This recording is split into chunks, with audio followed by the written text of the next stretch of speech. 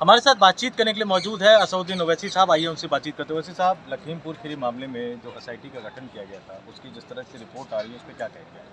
नहीं, ये बात तो शुरू से सब लोग पर आया हो चुकी थी कि उन किसानों की हत्या एक प्री मेडिटेटेड प्री प्लान तरीके से की गई।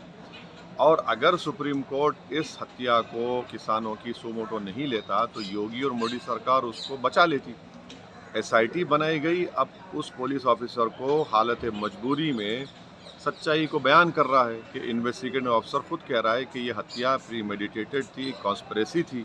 तो अब जब ये बात सामने आ चुकी है तो क्या मोदी सरकार अपनी कैबिनेट से इस मंत्री को खारिज करेंगे या नहीं करेंगे? क्योंकि अगर इंसाफ को सरबुलंद रखना है, इंसाफ को कामयाब करना है, तो उनको हटाना पड़ेगा। ये कैसे इंसाफ होगा कि आप बताइए कि एक्यूज बेटा है और बाप मंत्री हैं, घर में साजिश हो रही है 5 लोगों के कत्ल करने की, और मंत्री रहेंगे? क्या पैगाम दे रहे हैं पूरे देश को, देश के प्रधानमंत्री? लेकिन सत्ता पक्ष का और सरकार का तो ये कहना है कि मंत्री जी भी यही कह रहे हैं कि उनका बेटा उस समय वहाँ मौजूद ही नहीं था।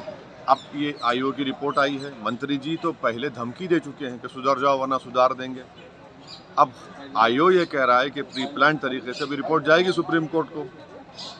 तो हम प्रधानमंत्री से ये डिमांड करते हैं कि आप इनको हटाइए। जब तक ये ट्रायल ख़त्म नहीं हो जाता उसके बाद आप देखिए, कोई क़यामत या आसमान गिरने वाला नहीं है ना।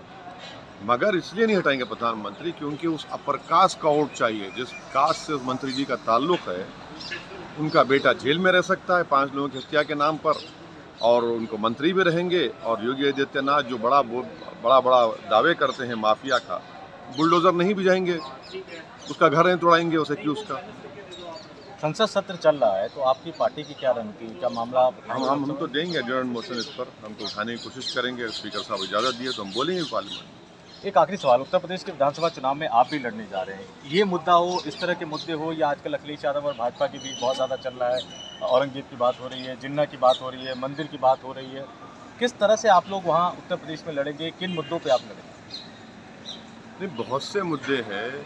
ये सब मुद्दे हैं। महंगाई का मुद्दा है, पेट्रोल डीजल की कीमत का मुद्दा है, बेरोज़गारी का मसला है, और सबसे अहम कि उत्तर प्रदेश के 19% मुसलमानों को अपनी एक इंडिपेंडेंट पॉलिटिकल लीडरशिप बनाने की हम जो जहद कर रहे हैं, जो कोशिशें कर रहे हैं, वो बहुत बड़ा मसला है। गठबंधन किसके साथ? ये वक्त तय करेगा अभी।